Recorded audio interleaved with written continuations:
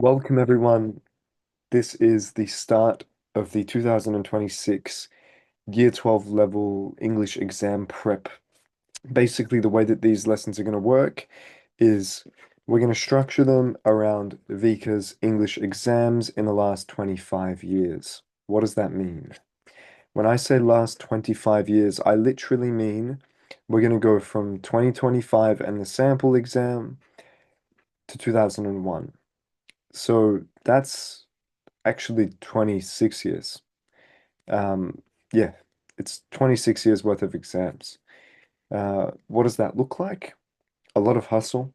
So you'll basically grasp the English curriculum inside out. We're going to go through an array of various points of film and books and analysis and argument analysis and so on. So after we've gone through 26 years worth of exams, and I mean 26 years worth of exams, you will surely know what Raw 50 looks like. Surely, right? And at the very least, we would have practiced it together again and again from different perspectives in different ways. And then you will, surely, you'll have the capacity to get there, right? Um, Alrighty. I've got a question. What is Shane 4C? Oh, you guys can see my bookmarks. Right. Here. Shane 4C. It's Raya's big brother's med notes for year 4. Yeah, we call him Shane. Anyways, so we have 4 topics. Anyways, so he's got notes on them. Everything from, actually, that's probably vulgar. I shouldn't open that on the recording. Yeah, whatever. Yeah, these are his notes on all the conditions, everything that we need to know in 4th year of med, he's collated here. So I have the pleasure of looking at his notes when I need them. Back to it. So today, what are we going to start with? 2024 Vika Creative, right? We're going to look at the 2024 Vika Creative exam, and I'm going to go through the official exam report with you guys. I want us to understand exactly what Vika felt and said, Vika's opinions on the exam, and how 60,000 students completed it, because that's very valuable. With each exam report, you can see what Vika felt and thought about the 60,000 kids that sat that exam. What more? What? And you have that every year. So you can constantly see what the chief assessor and the top Vika assessors have recommended and supplied in terms of information for us to look back on and go, okay, this is what they want from us. Now, this is all content I want you to consume in your spare time. Um, and then this is some analysis structure revision that I've put in here from last lesson. I want you guys to read this analysis and look at the way that it's structured from an academic level. This is very high level research level writing, like grasp it, right? And all of you need to increase your vocabularies. Otherwise, you won't have the tools to describe what's in your minds, right? So, 2024, right? What did Vika have for us? So across play, personal journeys, protest, and writing about the country, okay, we had 4 different frameworks and prompts, right? And I want us to look at how Vika reacted to these frameworks, right? What did students do really well? What did they not do really well, right? Um, so first and foremost, right, 2024 Vika exam report, right? I'll give you my summary, right? Things that are like pivotal for us to understand, right? Now, main keys being a lot of students wrote a title. A lot of students in Victoria wrote a title for their creative pieces and then never, oh, and then never mentioned that title, its ideas, or contents ever again. That's unacceptable, right? Your title needs to drive your ideas and be intrinsically linked to your writing and content. Does that make sense? That's very important, right? Stimulus or stimuli is not a prop. That's another thing, right? It needs to be, it needs to be a symbol or a motif revisited across your writing, which let me tell you, now you're going to realize, oh wow. So when Sapanta did these lessons on semiotics, where was it? Semiotics. I gotta find it. Poetic devices, semiotics, symbol. Ah, here. There was a time when we did a lot of work on symbolism, right? It wasn't without reason, right? So, for example, lesson 36, or oh, there we go, and cultural semiotics. I mean, yeah, guys, goes without saying. There's reason as to why we've done that work that we've done, right? Um, so your stimuli is not a prop. It needs to be a symbol, a motif revisited across your writing. Okay, and I'll show you what that's going to look like. Guys, go request the notes that you don't have, please. If you need to learn, look through the notes, through the links on the session notes tab on Discord. Press request access on the ones that you would like, and I will approve all of it, right? You can, all of it's on the Discord. Everything that you need is on the Discord, right? And for this week, there we go. Um, yeah, that's okay. That's okay, Yasmin. I've put the link in chat. I've put the link in chat. Alrighty. So, stimulus is not a prompt. It needs to be a symbol, a motif. You need to revisit it. You can't just put it in once and act like it's done, right? The other thing, right? Your ideas are worth more than your plot, right? Plot is fine, sure.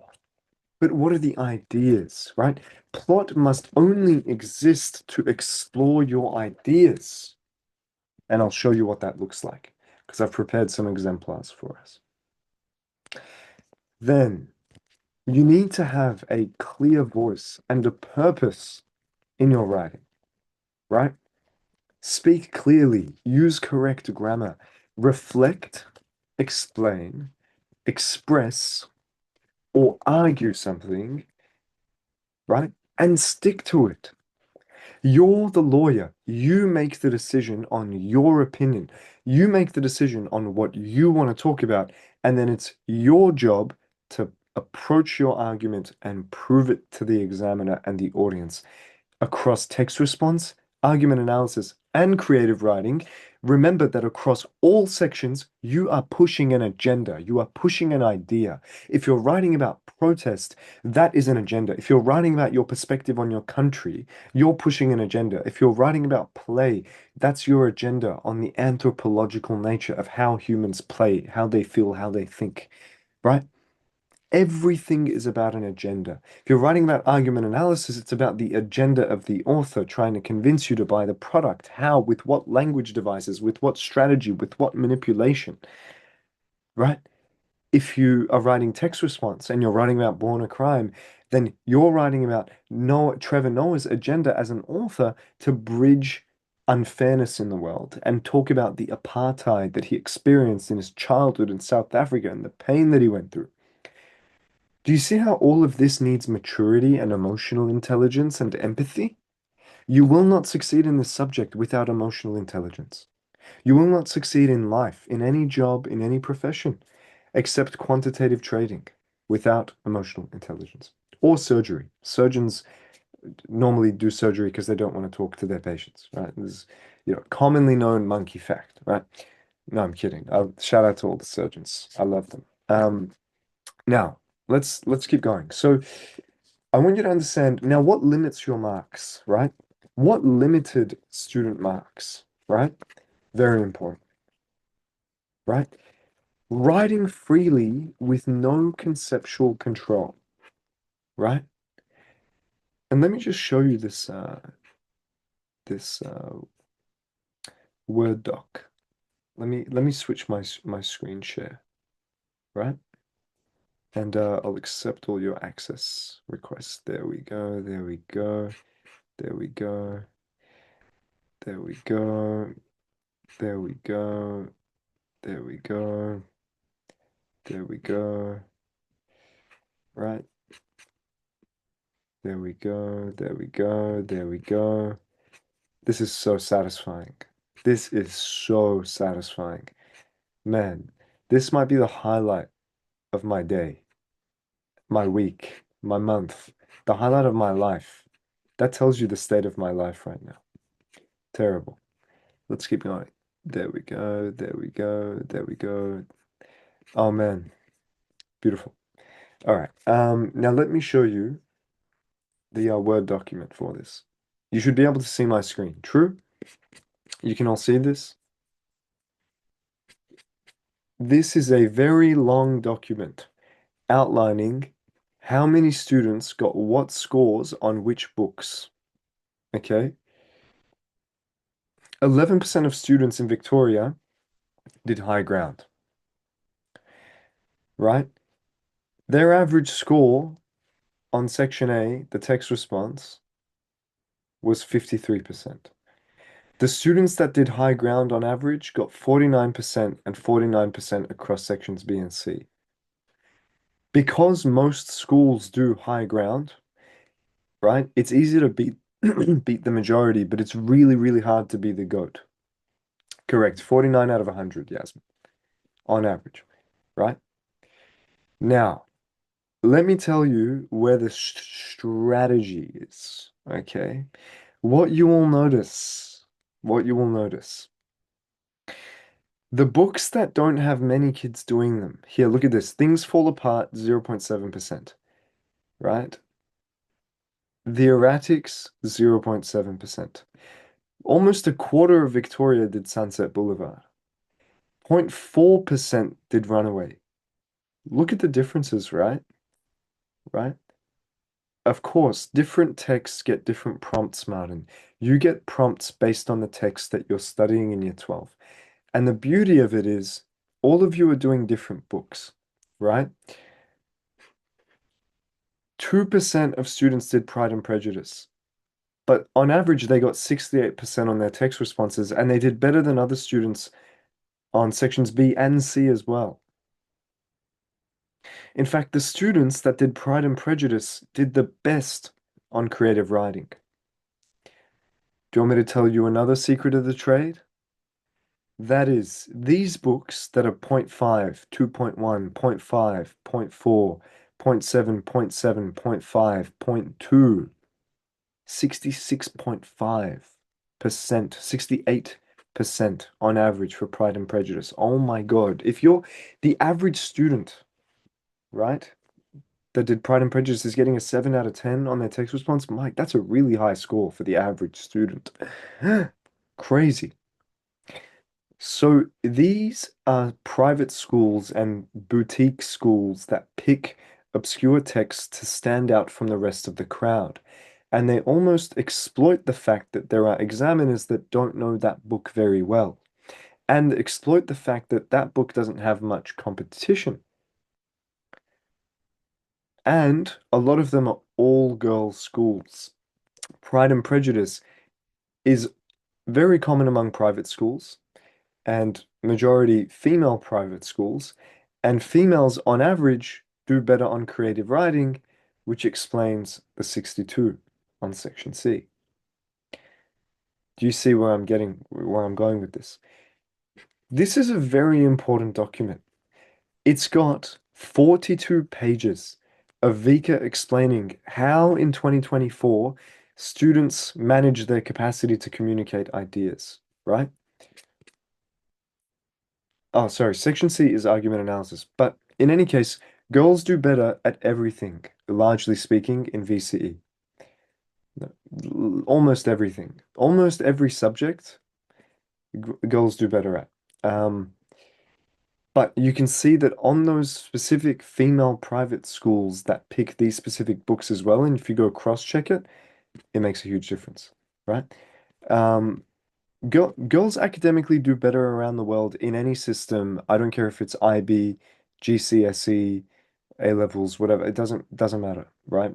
Females are better, are stronger academically than boys in terms of final year performance in just about every first world Western country in the world. It's not like that in the third world because a lot of girls aren't allowed to go to school. Um, you know what I'm saying? And a lot of girls actually, sometimes even, for example, in India, girls that are better than their brothers at school are told to not score highly so that their brother can score higher. These types of mindsets still exist, right? So anyhow, through documents like this, go through it. Understand, hold on, the line of argument that Vika actually wanted from the 2024 exam is to, hold on, remind the audience of the connection and the vulnerability. Remind the audience of the value of what's at risk. Present the likelihood of loss, right? Like remind the audience about how this is about offering a solution as the only lifeline, right? Rebut, or to also rebut possible objections in the argument, right? You can find this document and all of these documents from the last however many years if you search up Vika English Past Exams. This is the most powerful website for all your VCE subjects. For all your VCE subjects, as you can see, right? Now, just to show you, right? If I go English graded assessment, VCE, for example, green is females, blue is males, right? Consistently speaking, right? Um, and I've got a question. I've got a question. I've got a question.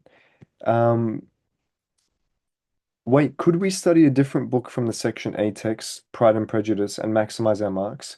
Like from what our schools teach, can we do others? Yes, you can do books that are different to the ones your schools do.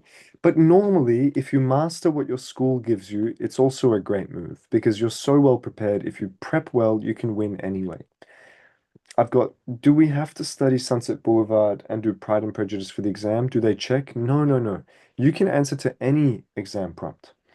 You can study any book you like outside of school and do that on the exam, but it's not a very smart idea, right? Because your school should be giving you a lot of support for that book that they've chosen or that movie or whatever media form that they have selected. And there's new books out this year as well, right? Okay, so let's go back here.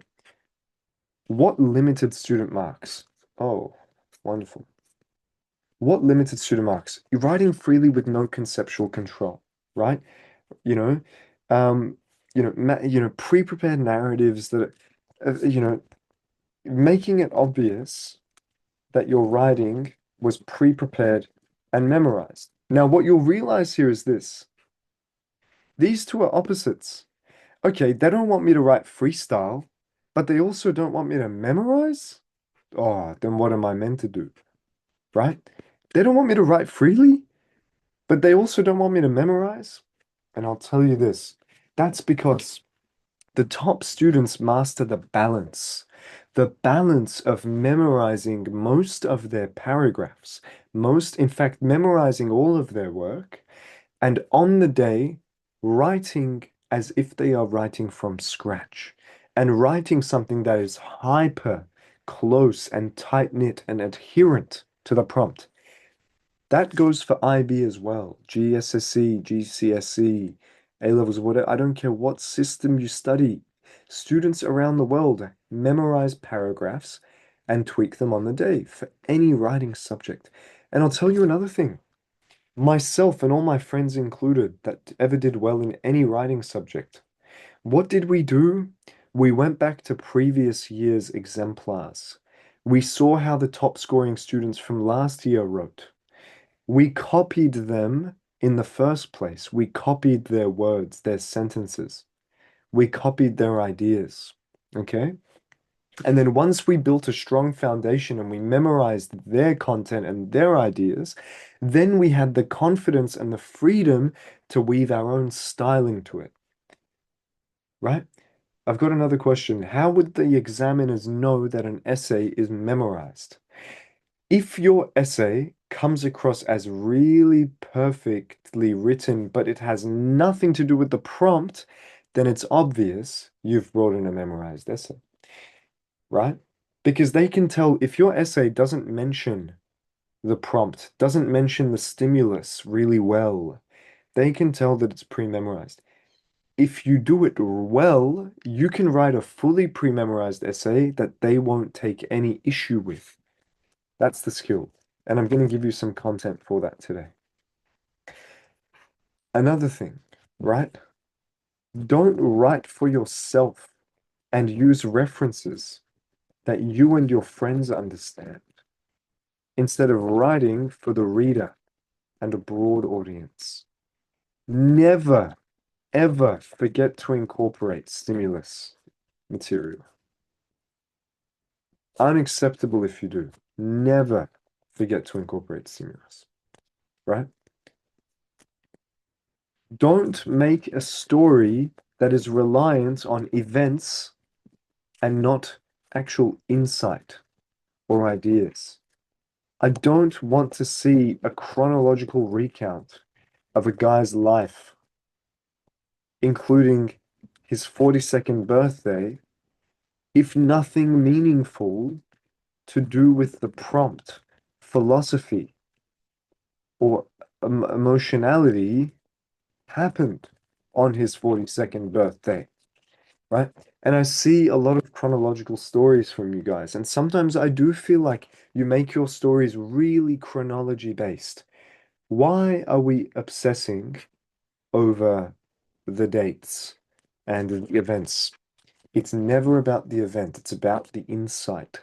Give me some nuance. Okay, so let's teach how to write a creative well. Everybody listen. Listen and focus, okay, please. Do we have any questions before I get into this? Am I going too slow? Would you like me to go faster? Tell me in chat, how do you feel? Are you confused? Are you upset? Are you anxious? Are you nervous? What can I help you with? Everybody, talk to me, please. Have we understood everything that we've talked about? What have you learnt? Have you learnt something? Has this been helpful? Has it been not helpful? Is there something you want me to teach you? Guys, tell me what you want me to teach you, and I will teach it. I'll stay for as long as you need me tonight, right? Uh-huh.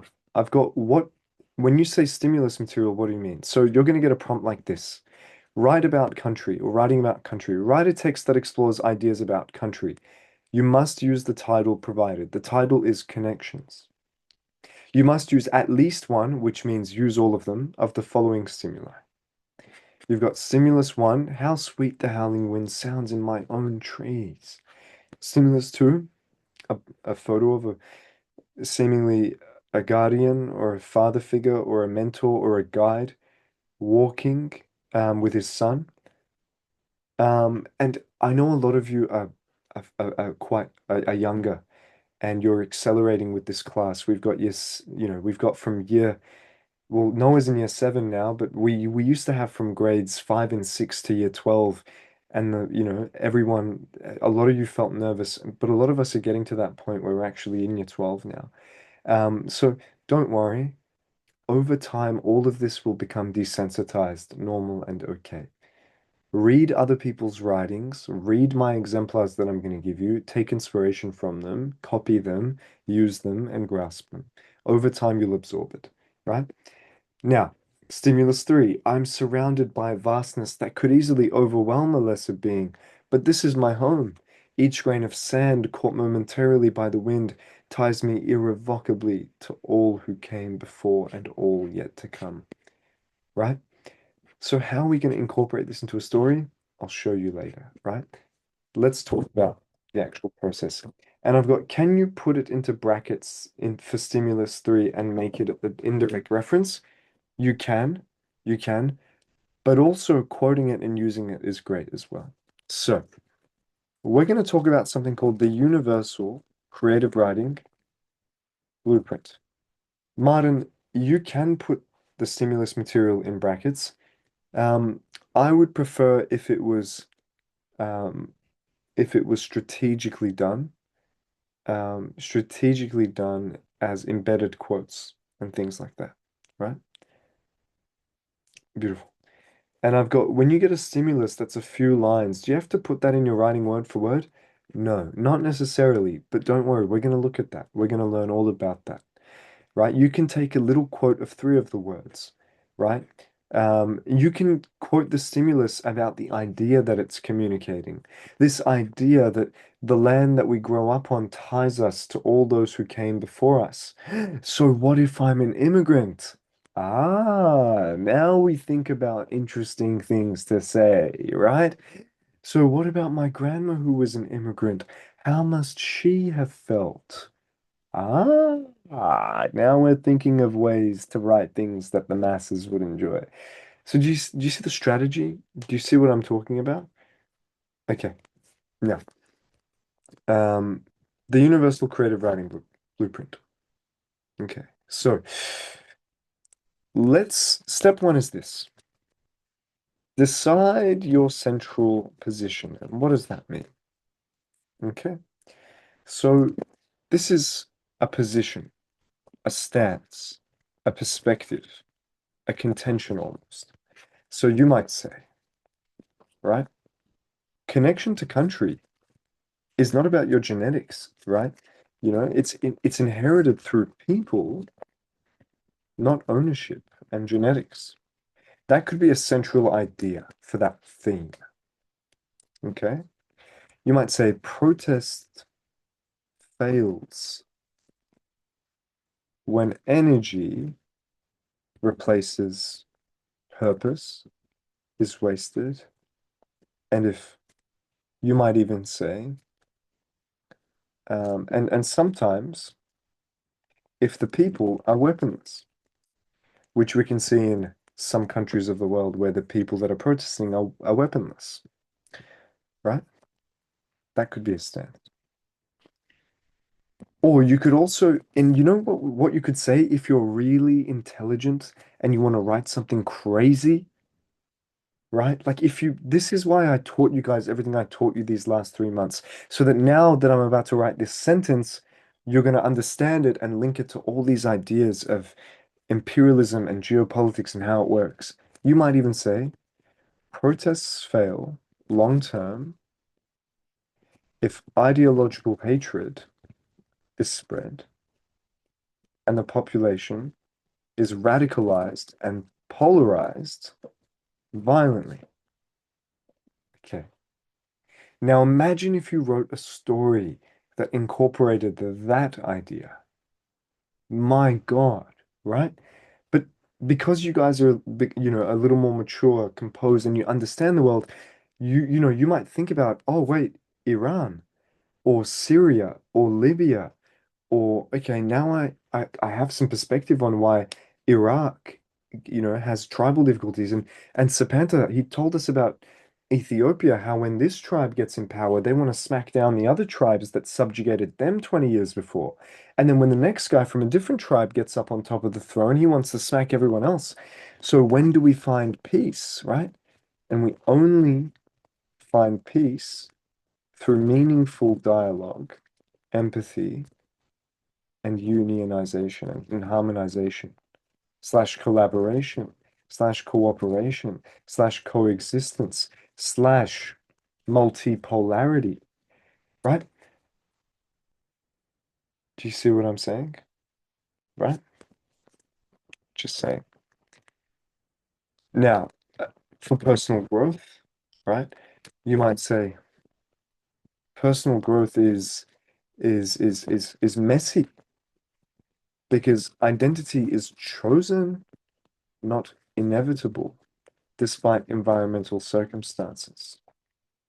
But then your philosophical minds now should be thinking, hold on, Sapanta told me to ask questions and be curious. So I should ask, actually, a lot of the times, the identities we form are heavily influenced by our surroundings. So finding the awareness of self-control and self-direction towards ethics and morality might be more difficult than it seems.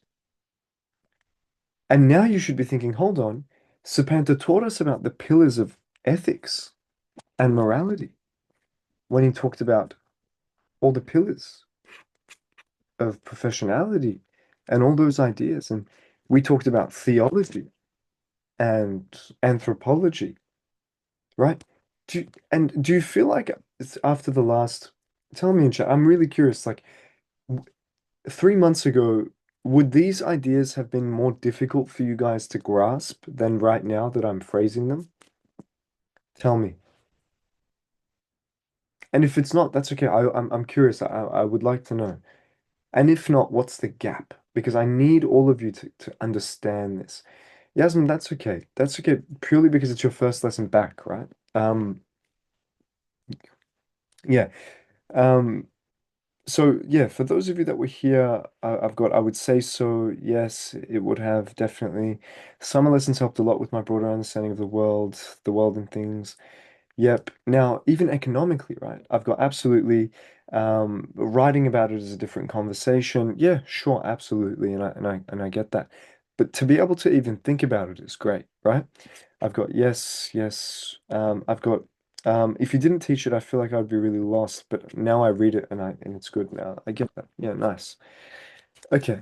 That gives me some hope. This is good. Let's keep going. So for example, right, you might have a stance about play, and that might be play becomes harmful when it's measured, policed, and constrained by rules and regulations. But then your inquisitive minds should be going, okay, but just how much play is reasonable for a human? And why can't things we associate with negative connotation, like work, study, and obligations, be their own type of play, right? And then another part of you should go, hold on, that's idealistic.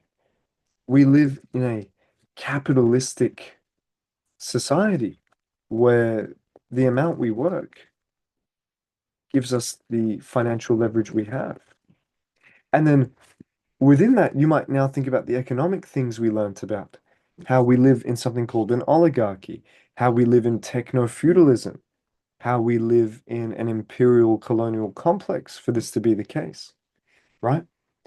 God, like if I, oh man, there's so much about the world that I can still teach you. I love this. I just want to sit here and teach you every little thing about everything that exists on this earth that I have in my brain, right?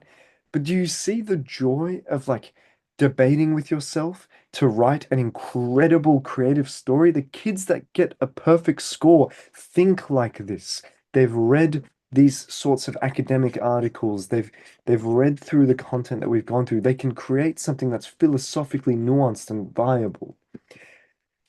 When I'm writing like this live, like on the spot, like you can see, I'm trying to show you the steps of the chain reaction of how I think so that you know what it takes and you know where you have to end up, right? And the way to get there is to intently study the last maybe 5 or 6 lessons, especially, right? Does that make sense? Now, let's keep going. Okay. So, at this stage, step 2, let's choose some conceptual metaphors. Okay. So, what did examiners love in 2024? Right? For writing about country and belonging and so on, right? The metaphors students used that they loved, threads. The threads that I'm made of, my tapestry. Am I made of Australian soil or Iranian? My genetics are Iranian, but the way that I think was shaped by an Australian secular democracy, and I had Australian education about Western European history, and so what did I inherit? Maybe this idea of inheritance. We inherit culture and traits. We also inherit scars, the pains of the traumas and the generations that came before us and the pains they carried within them. And now you think, okay, has talked to us about generational trauma and being self-aware and these ideas about how certain cultures are traumatized as a whole, and how all of us in this class, in some way, either we're immigrants or our parents or their parents were immigrants, right? And that comes with its own trauma, right? Let me just quickly approve some of these. There we go, right? And what about hands and your breath and every and what you breathe in your atmosphere? And what about for protest, right? Right? Maybe the dominoes, how they fall, right? Maybe recipes, recipe for disaster, maybe blockades, maybe noise, maybe fire in your journeys in life, right? I've got, like um everything like, do you have a facade, a mask, a mirror? Look at yourself, know who you are. The importance of understanding ourselves. Samantha's talked to us about that before, right? How important it is for us to become secure and not be spiteful and resentful and understand ourselves, understand why we get angry and so on and so on and so on, right? That's okay, Ivan. Good luck. Good luck. Um, and maybe maps. And what about play, right? You know, a symbolic war, rules, fuel, fights, games, right? Um, I've got. Do I ever miss school, bruh? I don't even know what that. Do I? I don't even. Do you mean do I ever? Did I ever miss school back in the day? Pretty much never. I wasn't allowed to. If I got sick in the morning, it was like, buddy, you think. You think you're gonna stay home because you have a sore tummy? Oh, get your ass up. Get your ass up. We're going, right? But I also didn't get sick very much. Um, and when I did, nah, I was still at school. Yeah, across like 13 years of school, including prep, I might have missed, based on like sick days or not going in, I might have missed like no more than 15 days, no more than 10 days. Um, do I ever wish I was back in high school? Um, Only if I got the chance to do IB from the beginning. Um, Otherwise, no, because now I have the freedom to learn whatever I want to learn. I have the freedom to work and be independent and go to uni and, you know, I'm old enough to drive. I don't have a car at the moment, but anyways, it's a tough time, guys. This is a tough time. You want to go back to do more exams? Guys, we're so lucky that we can even do exams. The idea of like an exam isn't meant to be scary. It's like you've learned all this beautiful content. Now process it and put it on paper for good reason, right? And what do you think about doing a Juris Doctor, as in becoming a lawyer post grad? Great, great. Go become educated on the Constitution and make some difference to the world, right? 100%. Why not? Why not? All right. Now, step three, right? Decide your voice, tone, your tenor, right? Are you going to be reflective first person? Are you going to be an observational third person? These are options, right? Are you going to be a persuasive public voice? Are you going to be, are you going to talk really allegorically or with extended metaphors constantly, right? Never drift away from the voice you select.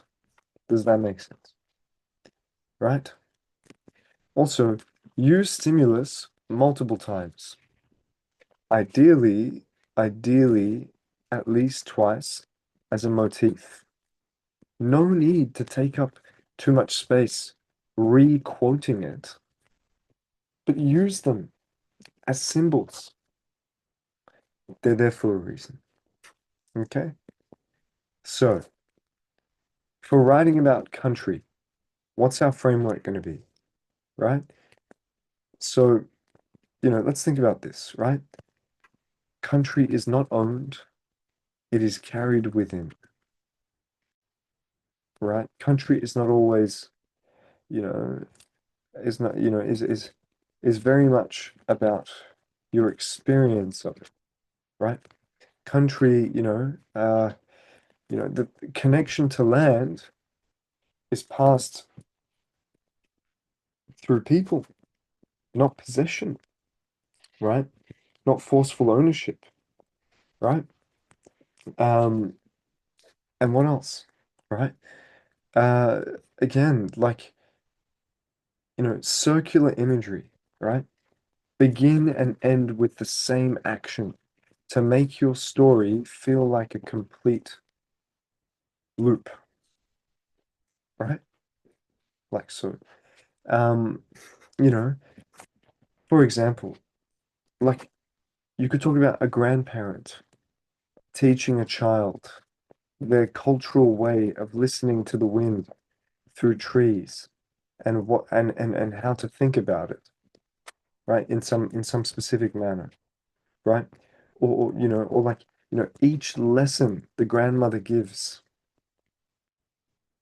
is kind of like, is a, you know, is a deeper lesson and mirror about, you know, care, loss, and responsibility, right? So on. And then, I, and let me tell you from my own life, you get to a point where you start parenting your grandparents, or you start advising your parents or grandparents in a certain way, right? In this way, in that way, from this direction, from that direction, right? Does that make sense? And that's a big transition point in life, right? Uh, really important. Now, at the end, it's like the child is now the teacher of the grandparent with life experiences to share and maturity to provide, right? Wow, full circle. Really big deal, right? Huge.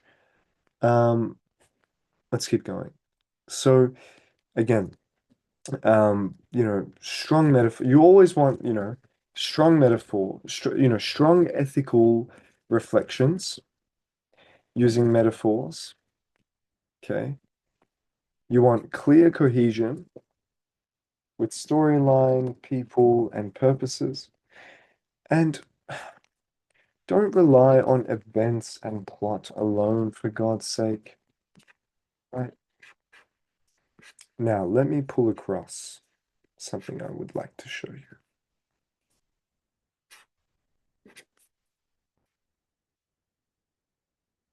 Hold on.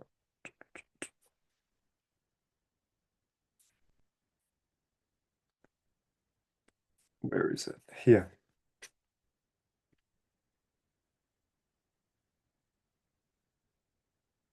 Let me pull this across. And we're going to go through it together.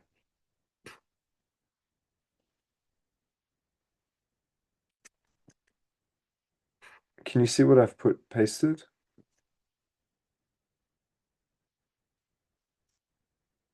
Beautiful.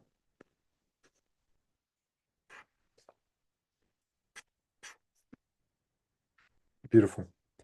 So what I'm going to do, I'm going to give you all 5 minutes to read through the writing and then read through it with the comments on the side.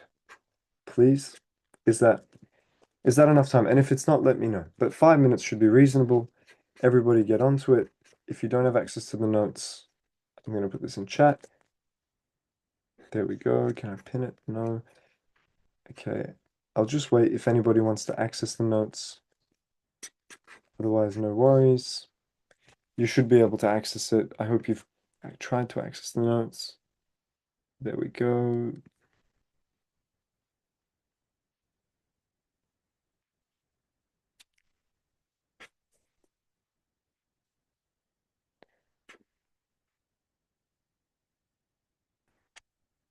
There we go. On mute.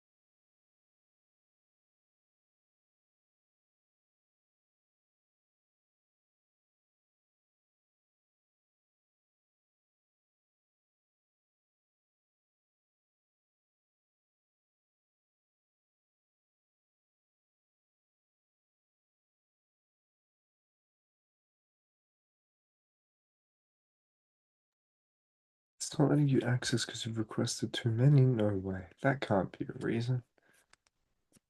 Can you refresh? Is that what it said? Like it gave you that warning? Seriously? That shouldn't be a thing. No. Oh wow, that's a thing. Yasmin, we'll talk about that after, but that's a great question. Yeah. Mhm. Okay. Focus on that after class anyway. I've texted to you what you need to read, and we'll go through it together as well. I've texted it to you though. You go.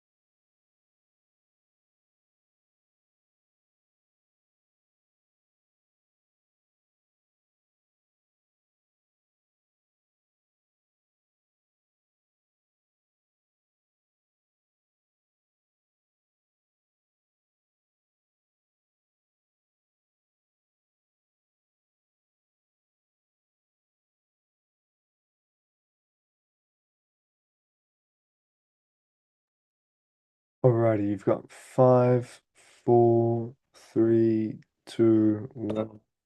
Have we read it? Has everyone finished reading it all? Can you just tell me that?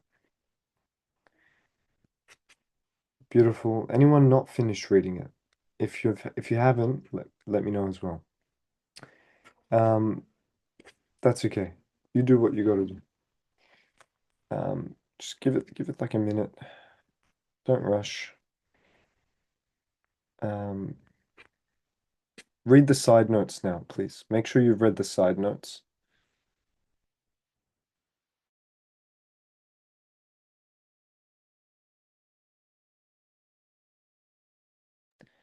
And no, I did not write this. This is from the Vika report.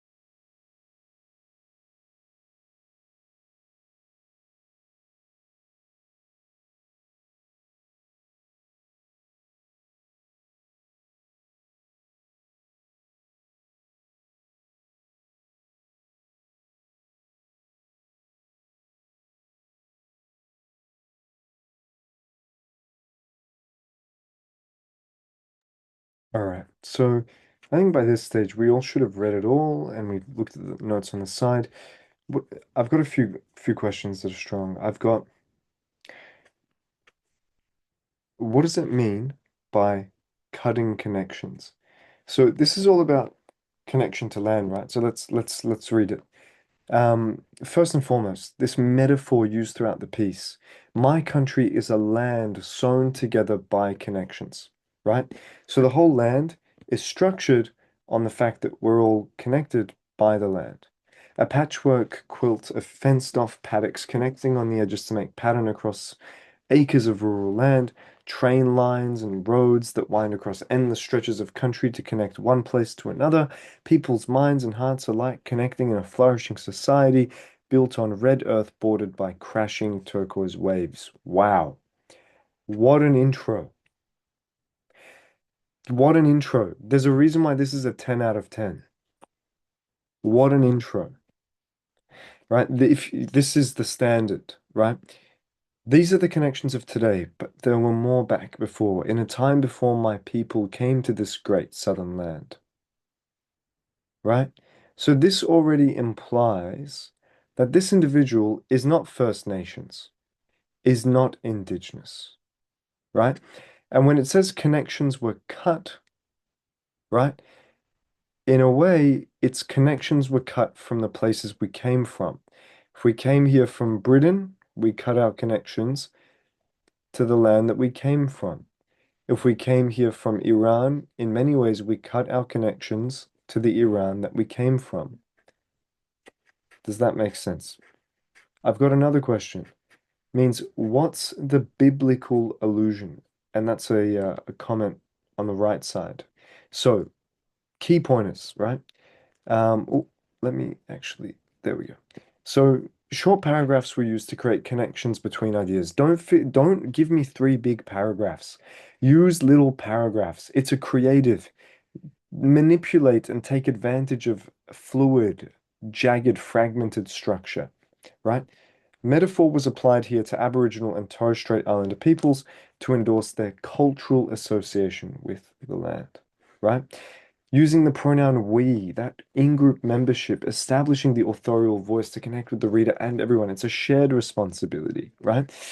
A biblical allusion regarding reinforced, feelings of foreboding. So, when we cut down the connections that sewed together this great land, the connections that stood tall and proud like a forest of towering trees, the land withdrew, formed a layer of grass, barrier to keep us out and protect itself from our corrupted hands. The land had already begun to feel the effects of our mistakes on its battered skin. Our way of life sucked it of life, tore out its trees, and left mired holes wide, blooming like open grey wounds on green flesh. Now, when it says that, I believe it's talking about a Bible story about the trees. I'm not, when it says, but really what it's, when it says a biblical allusion, right? Like more than anything, it's the um what is it? It's the glass. I remember. It's the glass barrier. The gla layer of glass, a barrier to keep us out and protect itself from our corrupted hands, right? It's from Genesis. Yeah. So it's from the Bible. That's all. Anyways, so that's fine. But yeah, it's basically using an idea from the Bible, right? Now, but we didn't learn. We brought along a hammer of destruction. We gripped it tighter with the strength of a million hands. Together we brought the steel head slamming down into the land and we shattered the glass beneath our feet. A layer of sand was formed and we were balanced precariously atop it. A house rested on sand. The association between Western economies and climate changed, but also But also, you could argue that it's partly also the effects of capitalism and colonialism that drive climate change. Oh my God. Did Sapanta teach us about capitalism? Did Sapanta teach us about why we have currency the way that we have it? Yeah, he did. He did. Oh, wow. Did he teach us about different types of colonialism and imperialism? Right, he did. Right.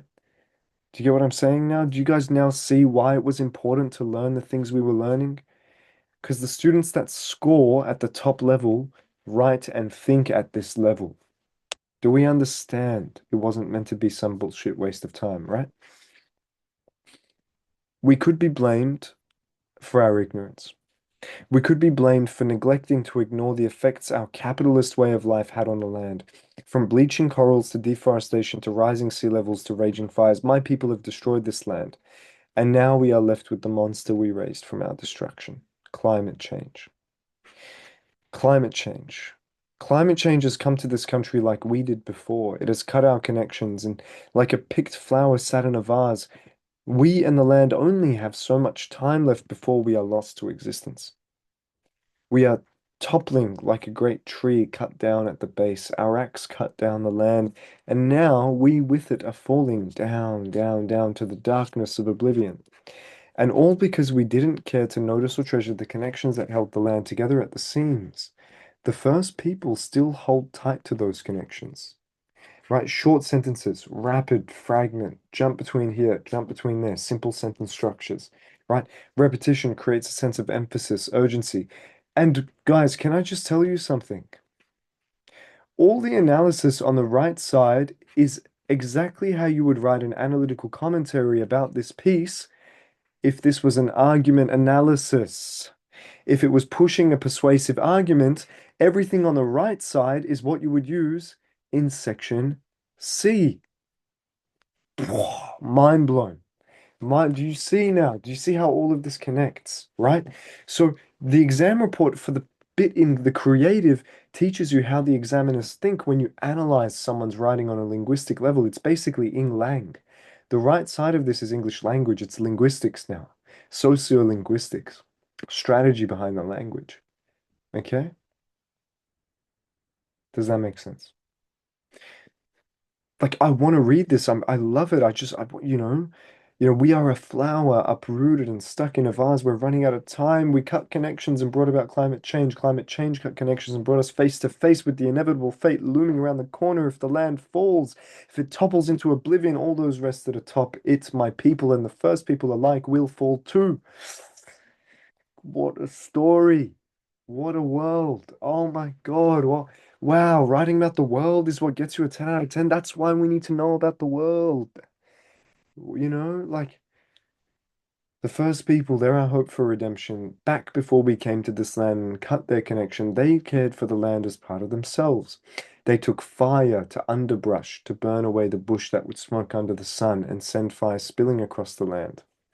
Indigenous people in Australia used to manage bushfires so well that bushfires were used to our advantage for the land of Australia. Because the British came and almost murdered just about every single Indigenous person alive at one point and almost drove them to extinction, we no longer have the knowledge and the technology to contain our bushfires. They had it, but they were murdered and exploited and expelled. So now we don't have that knowledge anymore. Oh my God, the layers. Country, Australia, coming to the South land, my people, whether from Asia, whether from Europe, right? Does that make sense? We've started to use fire as a protective measure from large bushfires, though, haven't we? In a way, yes, but the controlled fires we have are nowhere near the method that they had. Like what they had, oh man, crazy, crazy. It's ancient technology. It's like, you know, if only we knew how they built Göbekli Tepe with no technology, right? It's actually not that hard to build Göbekli Tepe. It's not that impressive. I've been.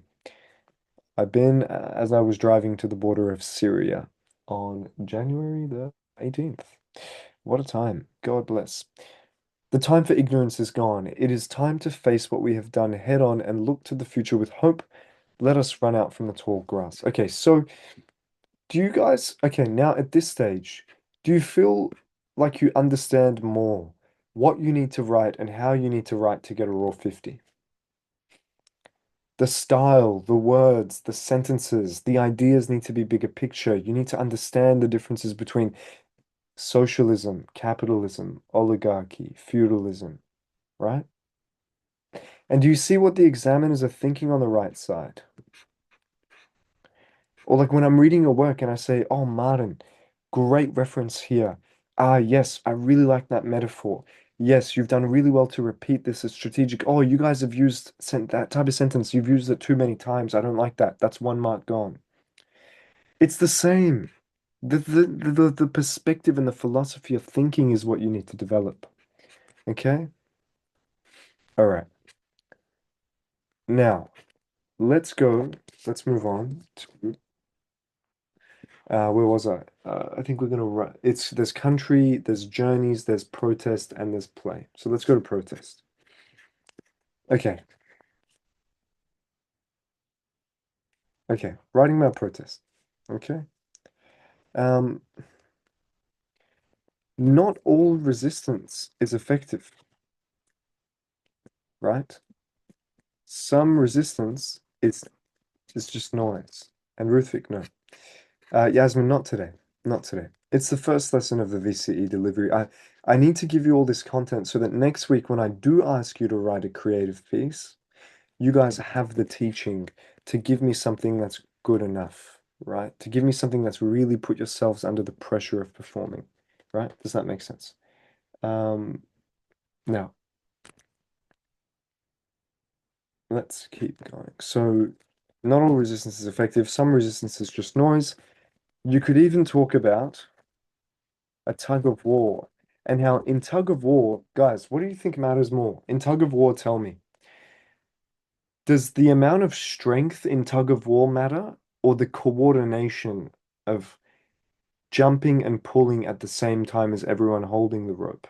Tell me in chat, what matters more, the strength or the coordination? I've got for the creative writing part, can we choose any topic that we want? You can choose any topic that you want, but if your school suggests to write something, prepare the whole year with that topic, right? Because you have the most support at school, right? Um,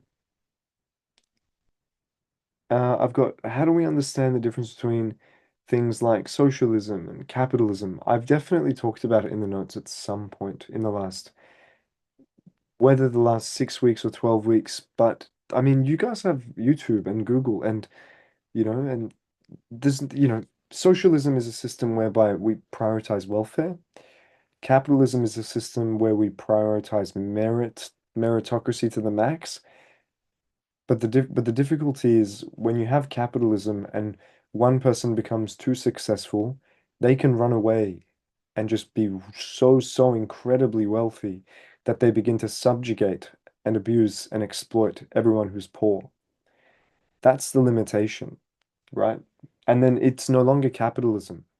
It's called late stage capitalism. It becomes oligarchy. Only a couple people are the wealthiest, right? You've got oligarchy, socialism, capitalism, communism, Marxism. These are all philosophies that it's really good to understand. Just, for your own life understanding. I mean, like we have countries in the world that are communist. We have countries in the world that are socialist, right? So how does this improve our writing and our exam work? So do you notice how like this creative piece that we've read makes mention of a political concept like capitalism? If you want to write something that's really nuanced, you need to grasp how the world works because you can't just write about willy-nilly characters and random birthday parties, right? Like this student understands colonialism, capitalism, the imperialism complex. This student understands this concept that through colonialism we lose the identity and the information of the past, right?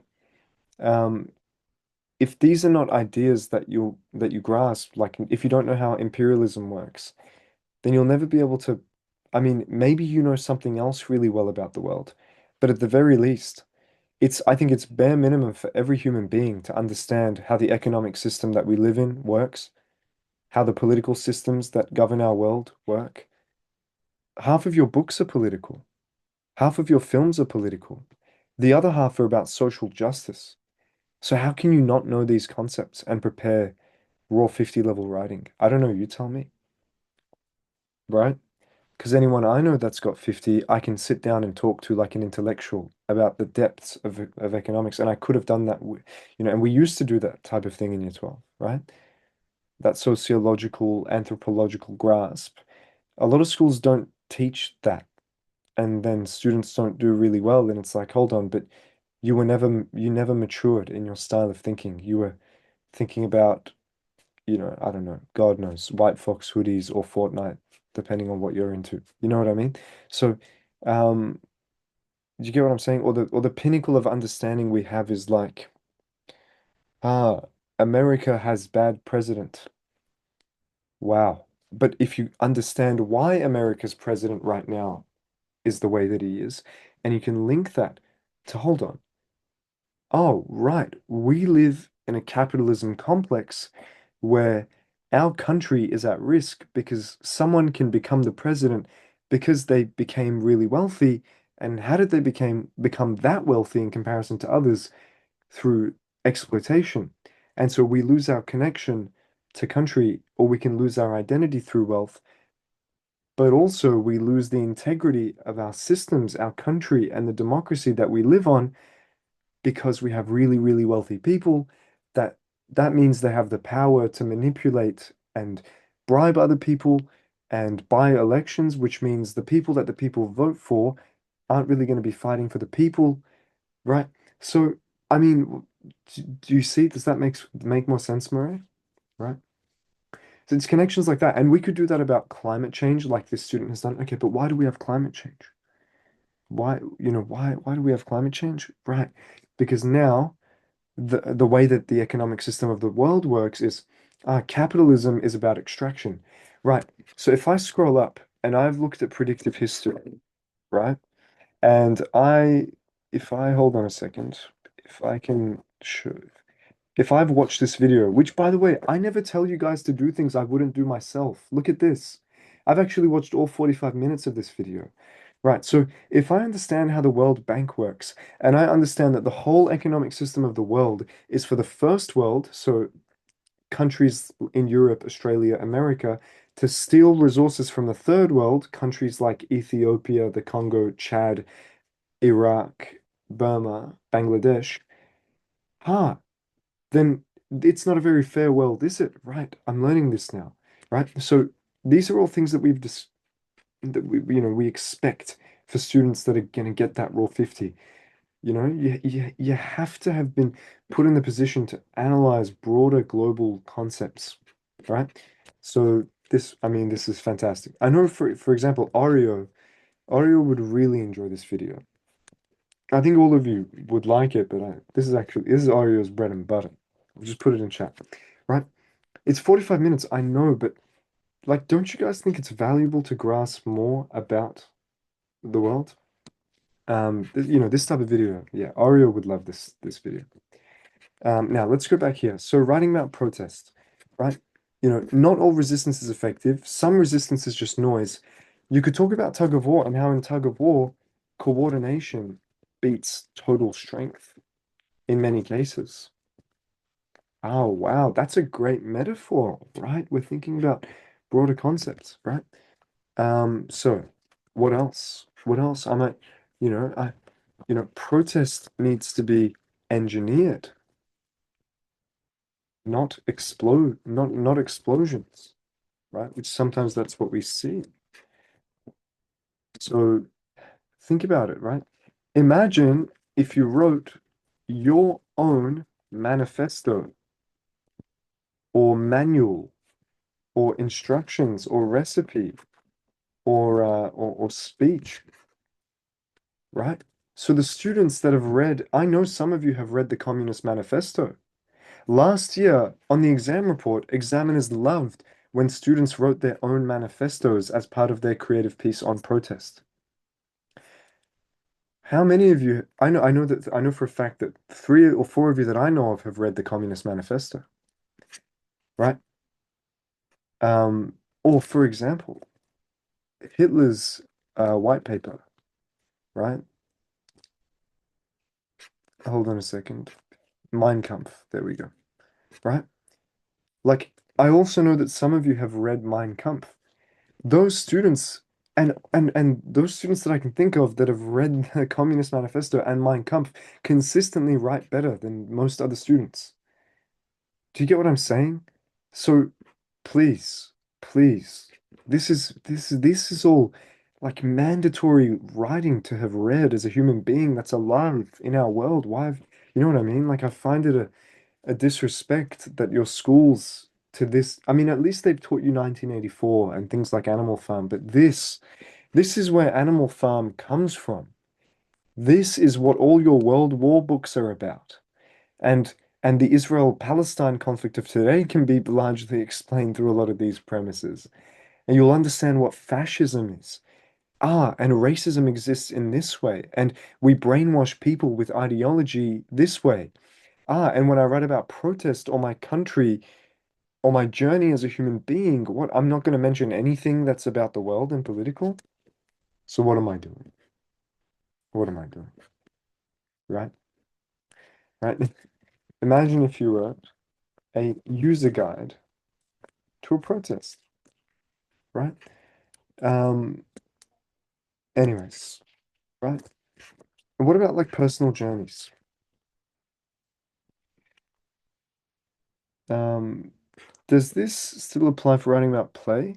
Um, less about play. Play is a very different category of all this, and I'll get to it.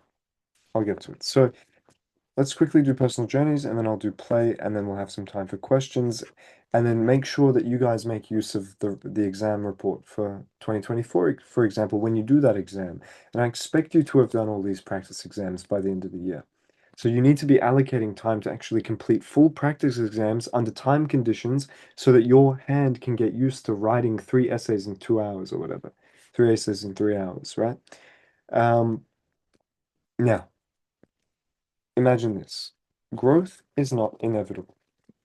You need to make the choice to grow. Murray, this is how we could relate it. You could talk about being a boy who's raised in a society whereby boys are socialized through misogyny. And what does this have to do with anything? In fact, this is, by the way, that's really interesting, right? Boys are literally raised and socialized through misogyny. Look at this. If I go um, techno-feudalism, as I've taught you guys, who came up with techno-feudalism?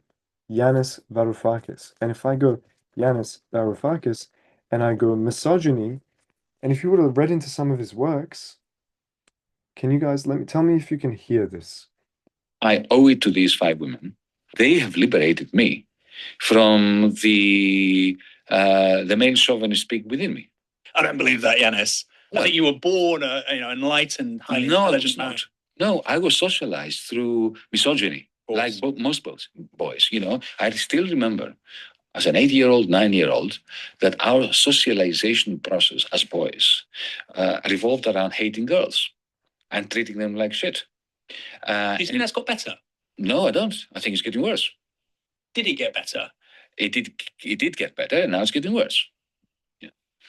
Adolescence, right? I know that this has become a kind of stereotype, but I think it's quite telling. I see this from our kids. It is definitely getting worse. Why? Well, because we have the drift to the ultra right. Allow me a bit of economic determinism, and please, revealing my Marxism, my unreconstructed Marxism. I think that 2008 was our generation's 1929. And ever since we had our generation in 1929, the left failed to put forward a liberating, emancipatory narrative. Even when we did get into government, like I did, we failed. It doesn't matter why, we fought with one another. There was betrayal, there was treachery, there was stupidity and mistakes and so on. And just like in the mid-war period in the 1920s and 1930s, after the left fails, discontent grows. And then the idea of the masculine, patriarchal rebirth of the nation, which goes hand in hand with the patriarchal family around the patriarch, the paterfamilias. This whole thing becomes a political agenda that is functional to the interests of the cartel running big business, Don't forget that big capital always in the end gets into bed with the fascists, and this patriarchal narrative becomes even more reinforced. So, if you are looking at it from this macroscopic and macro sociological point of view, then you realize why it all clicks. So this talks about 1920 to 1930 as the period between World Wars One and Two, and how the left-sided, so the more progressive liberal thinkers, failed to put together a constructed narrative. Now, if we look at the books that you're studying in year 12, everything from Born a Crime to Sunset Boulevard, in a way, High Ground, to this, to that, to that, I could point out tropes in those books that are affected by the paternalist, fascist, capitalism complex that affect why those books were even written in the first place. If you're doing Born a Crime by Trevor Noah about the South African apartheid, well, of course, the impact of the Western colonial capitalist concept drove South Africa to apartheid. And that made Trevor Noah even write that book in the first place.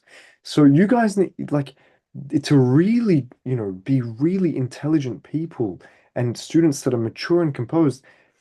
If you know the world to the extent where you can look at a book and go, this book was written in the first place because the world is like this. And why is the world like this? Because this. And why is it like that? Because of this. And if you go down those streams of thought, you'll really refine yourselves, right? So now let's forget even text response, like I was just talking about Born a Crime, Pride and Prejudice, etc. Which, by the way, Pride and Prejudice is all about the patriarchal complex and the patriarchism of a family in our conventional imperial colonial world.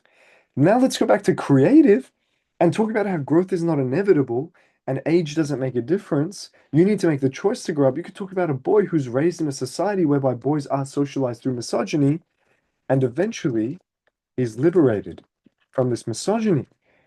And how could you have found that? Well, if you would have grabbed onto the strings that I'd given over the summer and pursued the articles and learned about techno-feudalism, of which the inventor was the old Yanis Varoufakis, which we just watched, then that might have entered your algorithm. You would have been in that environment. You would have heard about that concept.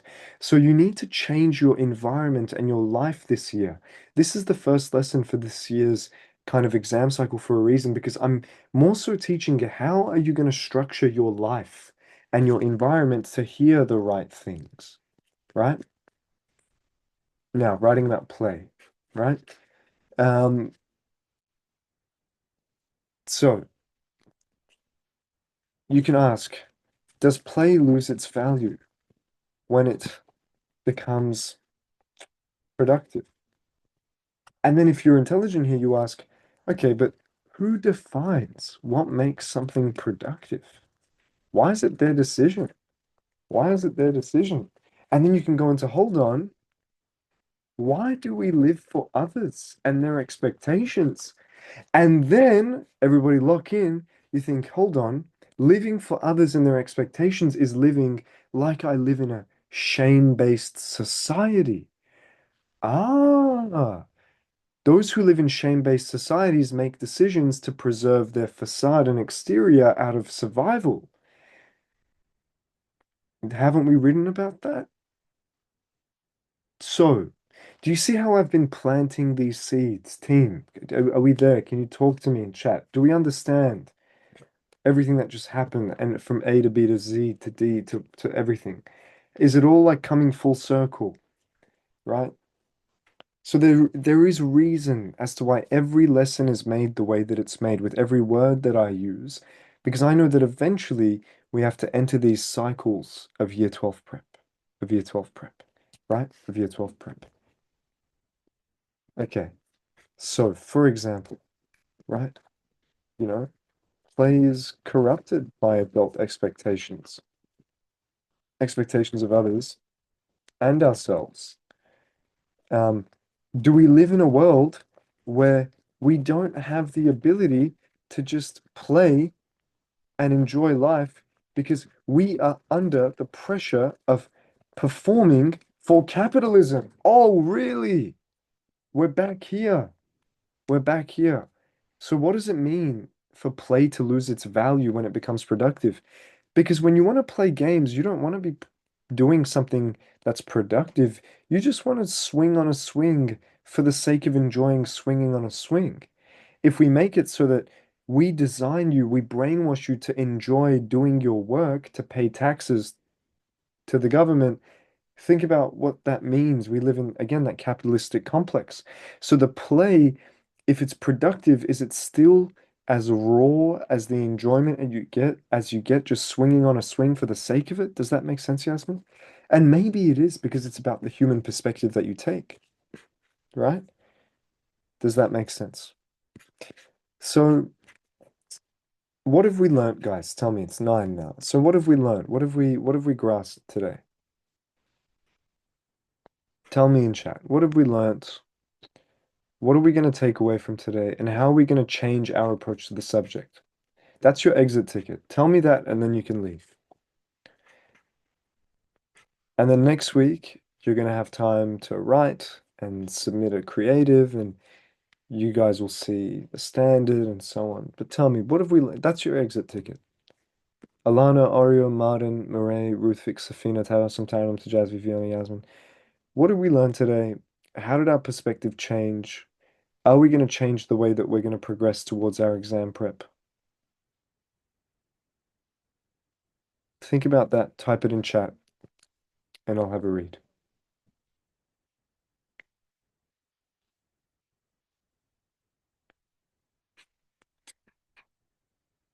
Okay, I've got a response. We learned about the universal creative blueprint. Okay, but that's not in depth enough. I want you to think further. Like, what did you actually take away from today? So, for example, I've learned that in order to write well, we really have to pay attention to tangible life issues. From now on, I'm going to make sure to implement that type of thinking into my writing and sound more mature. I've got don't make the story reliant on chronological events. And I've got a question. What should I do for the next few lessons? Oh, if you're going to move to IB, then this is where we might have to part ways, unless you want to stay for the sake of learning general writing skills, which you will learn here, right? I've got, aren't humans made to enjoy their work? Because the work our tribal ancestors completed was their form of play and connection and, hunting, caretaking, farming. Are you correct? So the work that you do eventually has to become your form of enjoyment. But it's very sad because not everybody has the privilege to do work that they enjoy because of capitalism. In a way, everything that humans do in terms of day to day to provide and survive should hold some sort of dopamine. But we're losing that in today's world. And what else affects that? Our use of social media, our constant comparison, the dopamine effects on our neurology. I've learnt about how to write to appease examiners and how such substance needs worldly knowledge and experience. I've got reading books that focus on political or controversial topics is essential to improving holistic understanding of the current world and how to implement that into our own writing. I'm going to implement this kind of thinking into my writing pieces. That's good. I never knew that English was genuinely about knowledge and connecting it this deeply and not just being creative. And yeah, because just being creative and having a wide imagination and writing Little Red Riding Hood, you can't compete. You cannot compete. That's the reality. Because the best authors ever wrote things that changed our perception of society, economics, and sociology and anthropology. I thought students that scored well were creative and just knew how to write well, not that now and not that having knowledge changed that. Yeah, well, of course, that's the difference, right? It really, I mean, go on the reports, read all the writing that's an exemplar across text response, argument analysis, and creative even. What you'll see is this, man, they're talking about colonialism to capitalism to imperialism to there is a reason why they write about this stuff because that's sophisticated, that's sociologically relevant, that's what the world needs in terms of progression and change. I learned to write what the VCA examiners want to hear and what they want us to structure. I also learned the difference between just writing about English, talking real life examples and taking them and transforming that into the writing, which makes me sound more advanced. I've learned more about the world and I'm going to be more mature minded. It's going to help me express my ideas and thoughts more maturely. I've learned to become more present and aware of not just the people around me, but the world around me and how it really functions, the events that caused it, and the machines that keep it going, whether it is technology or society. Incredible. Incredible. Really well done. And I just want you guys to be curious about the world. Because if you're curious about the world and then you start writing about your curiosity, because sometimes you feel overwhelmed when you know how, sorry, fucked up the world is. And so that curiosity, you have to express it somehow. So how do we do that? Through writing. And so that's why I journal. Because today, when I learnt about the intricacies of how the Spanish Empire got so strong that the people became lazy and incompetent, just like what's happening in our world in America and so on, right? Take care, Viana. What happened after was that, hold on, the British and the Dutch got into a war with Spain because Spain started to have ego and overinvest in wars that it couldn't supply funding to. And so what that means is that after the Spanish Empire started to collapse, the British and the Dutch created a marriage, an agreement. What they did is they banked for the Spanish, and then the Bank of England was created. It became the most powerful bank. What they did is they went to places like India. They bought something for $1, sold it back to them for 1,000. They literally scammed every colonial outpost and created an indefatigable, undefeated domain of domination. And then they created tax havens with a constitution that allowed them to hide money and money launder no matter where they were for hundreds of years now. And what does that reflect about today? We live under that same constitutional system. Our politicians are ran and paid for and funded by money laundered and corrupted money from that same system, right? All right, I'm going to stop the recording here.